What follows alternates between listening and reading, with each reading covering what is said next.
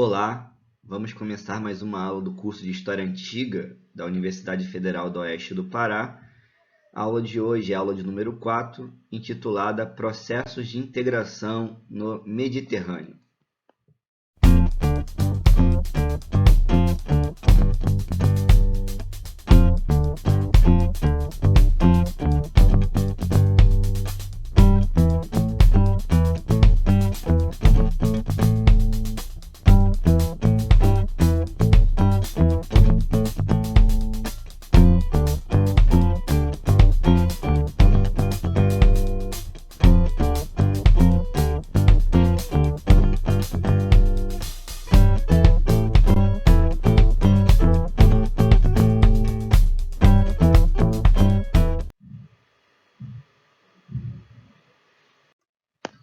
O texto de hoje, que eu separei como texto base, bibliografia, é novamente o livro do professor Norberto Guarinello, as páginas 47 a 76, nas quais o autor vai falar exatamente do Mediterrâneo e desse início dentro do recorte proposto pelo livro, a partir do século XII a.C., vamos falar aqui dos processos de integração, das conectividades no Mediterrâneo. Um dos pontos que eu destacaria aqui como questões norteadoras que vão estruturar o primeiro capítulo e o segundo, separado para a nossa aula, são as seguintes. Como se deram os processos de integração humana na bacia do Mediterrâneo? Como pensar a integração humana na longa duração? Quais as causas, os ritmos, os problemas que criou, e aí no sentido dessas integrações, ou resolveu? Então são questões que o autor vai trabalhar principalmente no primeiro capítulo, mas elas também nos ajudam a pensar o capítulo sobre as navegações e pensar essas integrações no Mediterrâneo Antigo. O nosso capítulo inicial ele vai apresentar um pouco dessa discussão em torno do Mediterrâneo. E aqui eu faço apenas uma exposição de uma breve listagem no sentido de situar alguns trabalhos importantes que discutiram o Mediterrâneo.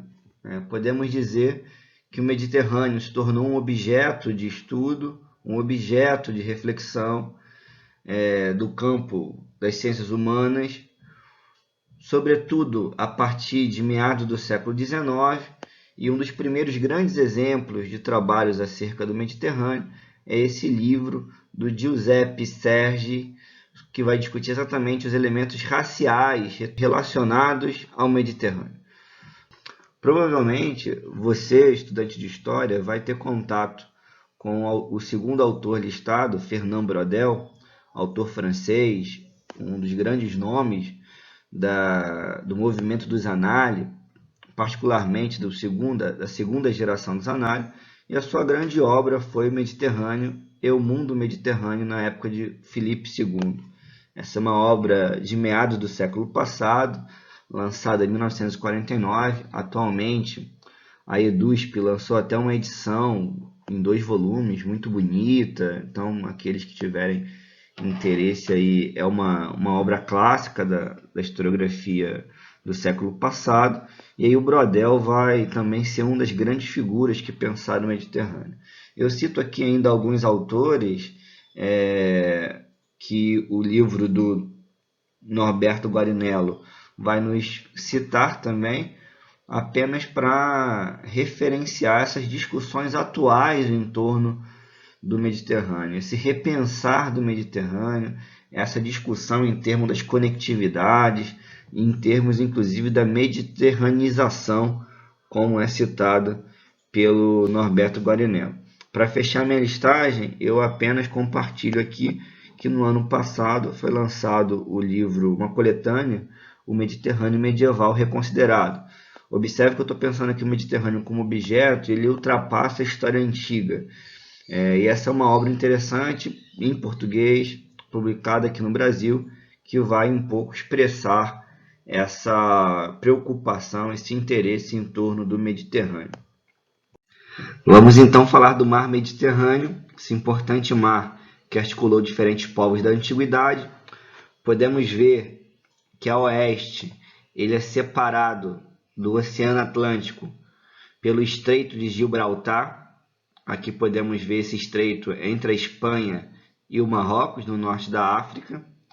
E a leste, o Mar Mediterrâneo é separado do Mar Negro pelo Estreito de Bósforo, que podemos observar ali, já quase na parte central da nossa imagem.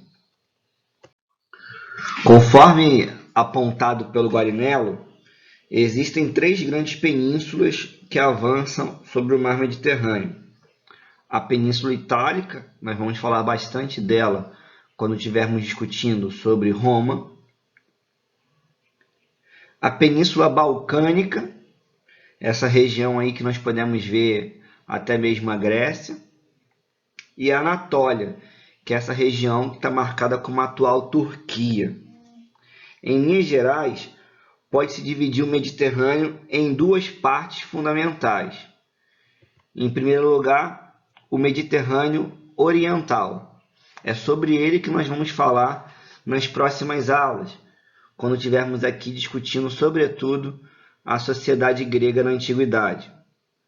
E, como diz o Guarinello, essa região oriental é marcada por uma sucessão de ilhas próximas umas às outras, algumas bem grandes, como Creta, Chipre e Rhodes, e outras muito pequenas.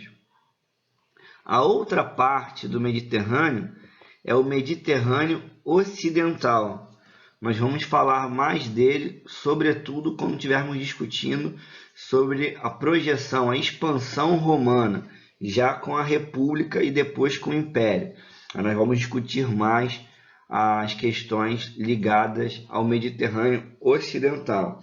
Essa é uma região com menos ilhas, com menos portos, na qual se destaca a Sardenha, a Sicília e a Córcega, que o Guarinello diz que elas formam uma espécie de corredor norte-sul entre o norte da África e o sul da França.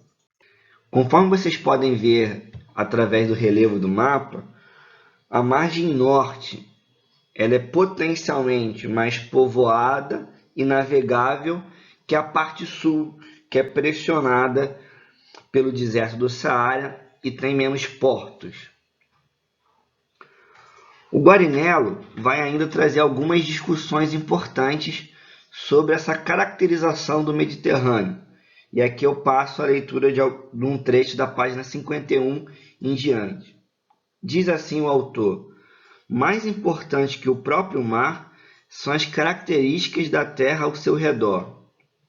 Pequenas planícies circundadas por montanhas, como na Itália, na costa da Turquia, na Península Ibérica, ou por desertos, como na Síria, no Líbano e no norte da África. Um regime de chuvas irregular, em geral deficitário. A ausência de grandes rios que favoreçam a irrigação das terras, mas unidas pelo mar. O Vale do Rio Nilo é a única grande exceção, por isso mesmo forma um mundo à parte. Pensando então essas questões, o Guarinello oferece para a gente um duplo eixo de discussão, que é exatamente a questão da conectividade e da mobilidade. Para pensar essas questões, o Guarinello está fazendo um convite a vocês durante a leitura, que vocês pensem que esses povos que habitavam as margens do Mediterrâneo, eles não ficaram imutáveis ao longo dos séculos e eles estabeleceram uma série de vínculos uns com os outros ao longo desses mesmos séculos. Guarinello chega a reivindicar o conceito de mediterranização do arqueólogo britânico Ian Morris. Esse conceito visa demonstrar que ao longo do tempo ocorreu uma série de integrações e conexões entre as sociedades ao redor do mar e que essas sociedades sofreram influência decisiva de povos localizados, seja nas próprias margens do Mediterrâneo, seja mais distantes dele, como os mesopotâmicos, hititas, persas, hebreus, citas ou egípcios ou celtas. Guarinello acentua que a questão principal é procurar entender como se deu essa progressiva integração, quais seus mecanismos, quais suas causas, quais seus períodos de intensificação e de abatimento. O processo de integração não apenas encurta distâncias, ele muda a ordem e o sentido da vida em regiões cada vez mais amplas. Para o autor, a articulação entre as comunidades produz, na longa duração, sistemas sociais cada vez mais complexos e sofisticados.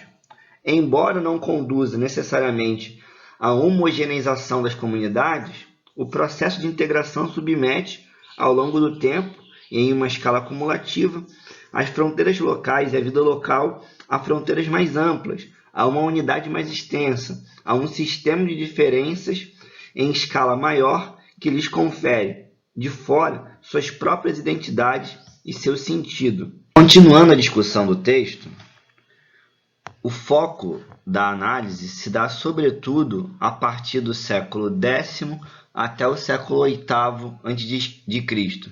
No máximo, o nosso texto vai fazer um recuo ao 12º século a.C. Como bem apresentado pelo texto, de maneira breve, não seria possível ignorar civilizações que se desenvolveram antes desse período, que não é o objeto, não é o foco da discussão. Mas, por exemplo, se formos tomar o caso da Grécia como referência, antes desse período nós estamos falando aqui da civilização minoica, da civilização micênica, o desenvolvimento da língua, o linear B, elementos que vocês, ao pegarem outros manuais de história antiga, ou particularmente de história da Grécia, vão estar tendo contato. O nosso foco de análise se dá, sobretudo, mais uma vez, a partir desse primeiro milênio antes de Cristo.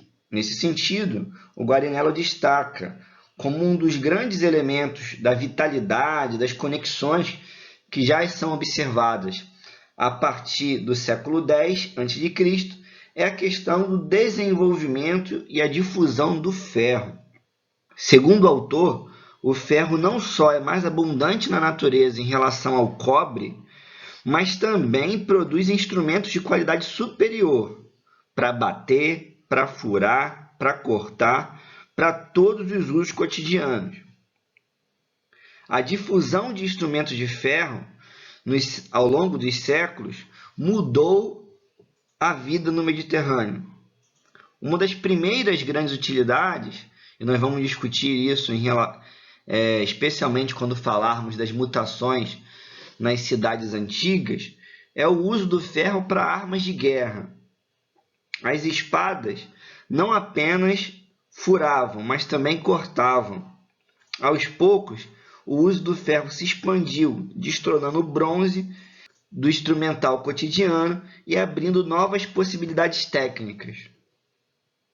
Para o autor, a técnica se aperfeiçoou e muitos objetos de ferro adquiriram propriedades do aço. O ferro era abundante e a sua produção ocorria sobretudo nas localidades, permitindo a existência de artesãos independentes. Aqui eu gostaria que vocês percebessem a questão das divisões do trabalho, da diversidade de ofícios também possibilitadas nesses espaços. Gradativamente, o custo do ferro foi se barateando, o que tornou seu uso cada vez mais acessível. É por isso que o nosso autor vai usar a ideia de uma revolução do ferro. Para além da questão do ferro, outro aspecto importantíssimo que se difunde a partir do século X pelo Mediterrâneo é a questão da escrita. Vocês devem lembrar, como nós discutimos de maneira breve, mas foi citado na aula passada, que a escrita se desenvolve tanto na Mesopotâmia quanto no Egito. Nós aqui, então, na aula de hoje, vamos falar da escrita alfabética difundida pelos fenícios. Essa escrita foi muito importante porque ela foi adotada e adaptada por diferentes povos, influenciando diretamente o desenvolvimento da língua grega, da língua etrusca e da língua latina, que daria origem a toda uma civilização da latinidade no Mediterrâneo. Um ponto importante que o Guarinello chama atenção está na página 62, ao falar da escrita. Faço a leitura. É preciso ressaltar a importância da escrita alfabética, que se tornou a escrita mediterrânica por excelência. Libertada do saber secreto dos palácios orientais, tornou-se um meio de comunicação à distância ao alcance de muitos. Foram os comerciantes, com toda a probabilidade, os primeiros a se valerem dela. Depois, se difundiu pelas elites locais e pelas comunidades ao redor do Mediterrâneo, tornando-se um meio público de transmissão de mensagens e de fixação de sentidos, como contratos e leis. Assim como o ferro, a difusão da escrita também foi uma revolução tecnológica. Para além do ferro e da escrita já mencionados, outro ponto importante que o Guarinello vai destacar no texto é a formação de uma rede de pontos de comércio, os empórios, ao longo de todo o Mediterrâneo.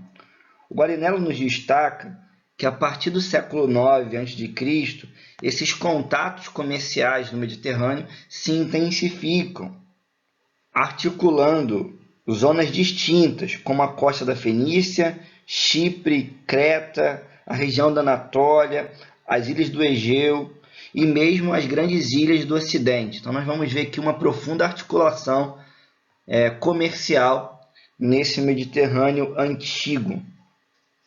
Em relação à produção e comércio, um dos destaques feitos pelo autor é em relação ao vinho e o azeite, porque eram produtos de grande circulação no período. Para transportar tanto o vinho quanto o azeite, era necessário as ânforas, e é em torno delas que nós vamos falar de uma produção padronizada em larga escala para esse comércio mediterrâneo. E aqui eu destaco a importância da arqueologia subaquática na atualidade. Eu coloquei para vocês um link da revista Galileu, é uma matéria de dezembro do ano passado, 2019, que vai relatar exatamente que mais de 6.000 vasos romanos foram encontrados no Mediterrâneo, permitindo que o investigador do século XXI conheça mais sobre a sociedade, nesse caso também sobre a economia da antiguidade. Para além de uma maior articulação comercial no Mediterrâneo, um dos tópicos centrais do capítulo que nós estamos lendo hoje e discutindo aqui é sobre o tema das colonizações. Nesse sentido, o Guarinello destaca que nós paramos de falar de contatos estritamente econômicos e vamos falar sobretudo da transferência da população. As primeiras colônias na região do Mediterrâneo são as colônias fenícias. Nós podemos ver a antiga Fenícia em tons azuis mais escuros, na região do corredor sírio-palestino, no Mediterrâneo Oriental. E nós vamos ver, tanto no Mediterrâneo Central como no Mediterrâneo Ocidental, toda a costa norte-africana e o sul da Península Ibérica sob influência das colônias fenícias. Podemos então falar de um movimento de colonização muito mais desarticulado do que um movimento orquestrado por uma unidade política, por um governo apenas. Em relação às colônias gregas, e aí novamente no mapa, vocês podem ver a região que nós estamos chamando de Grécia Antiga, em verde escuro, ali nos Balcãs, e toda uma região verde clara, seja no sul da Itália, no sul da França, ao redor do Mar Negro e mesmo no norte da África. Toda essa região, podemos dizer aqui, de colônias gregas. Chamamos aqui de colonização grega esse vasto movimento de expansão pelo Mediterrâneo, iniciado em meados do século VIII a.C., processo que contribuiu para espalhar a cultura e a civilização grega do Estreito de Gibraltar às margens do Rio Negro. As razões dessa colonização, dessa expansão, não são totalmente conhecidas, em parte por causa das fontes. Por exemplo, muitas fontes relatam elementos míticos relacionados à colonização, e um elemento que geralmente aparece nas descrições é a importância do oráculo de Delfos, orientando esse movimento dos colonos. Então, geralmente buscava esse apoio para o oráculo em torno dessa dúvida: devo ou não migrar, ou devemos ou não atacar determinada região? E o oráculo, por vezes, influenciou esse movimento de expansão. Em termos dos estudos historiográficos, as respostas a essa colonização são também diversas. Podemos falar de uma série de interesses que se sobrepõem. Por exemplo, a necessidade de terras, práticas sucessórias que levariam filhos segundos a buscar a emigração como uma possibilidade de ascensão social. Podemos chamar atenção, seguindo até mesmo os apontamentos do Guarinello, para a questão das trocas no Mediterrâneo, com a necessidade de controlar rotas comerciais, ou mesmo a busca de matérias-primas. Novamente, todos esses fatores eles se somam, podendo ter afetado, e aí circunstancialmente, mais em um caso ou em outro, esse movimento de expansão. O historiador francês Claude Moisset diz o seguinte: na verdade, todas essas razões tiveram um papel, em proporções variáveis segundo as cidades. Se é verdade que algumas colônias na Magna Grécia, a Itália meridional, e na Sicília responderam antes de mais nada à necessidade de novas terras, outras regiões corresponderam incontestavelmente ao desejo de controlar certas vias de passagem ou a foz de vias navegáveis por onde chegava o estanho. Prossegue o autor: essas colônias não eram um prolongamento simples da cidade-mãe, da metrópole, mas novas cidades-estado independentes.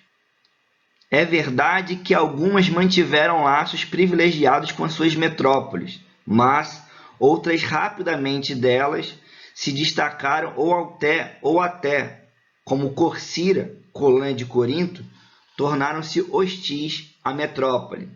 Convém notar que, ainda que as primeiras fundações tenham sido frequentemente obra de colonos originários de uma só cidade, rapidamente o grupo de colonos passou a reunir gregos oriundos de cidades diferentes, até mesmo de colônias de fundação recente. Eu gostaria também de acrescentar esse mapa sobre o mesmo tema, a questão das colonizações a partir do século IX e VIII a.C., enfatizando aqui que, por vezes, mais do que regiões, nós estamos falando sobre a fundação de cidades. Então, toda essa região em vermelho são cidades relacionadas ao mundo grego, e esses pontos em amarelo são as cidades que foram fundadas em contato direto com a sociedade fenícia. O Claude Moisset, avançando nas discussões do seu texto sobre Grécia Antiga, ele vai nos lembrar que o processo de fundação dessas colônias ele é, por vezes, muito desconhecido da gente. Como ela foi estabelecida, o processo de organização da cidade, as instituições que inicialmente se estruturaram na cidade. Por mais que esse seja um tema que nós vamos retomar na semana que vem, convém destacar esse ponto, né? A dificuldade de se conhecer o pormenor de cada um desses processos de colonização. No entanto, o que a gente pode afirmar de maneira muito tranquila são as consequências desse processo.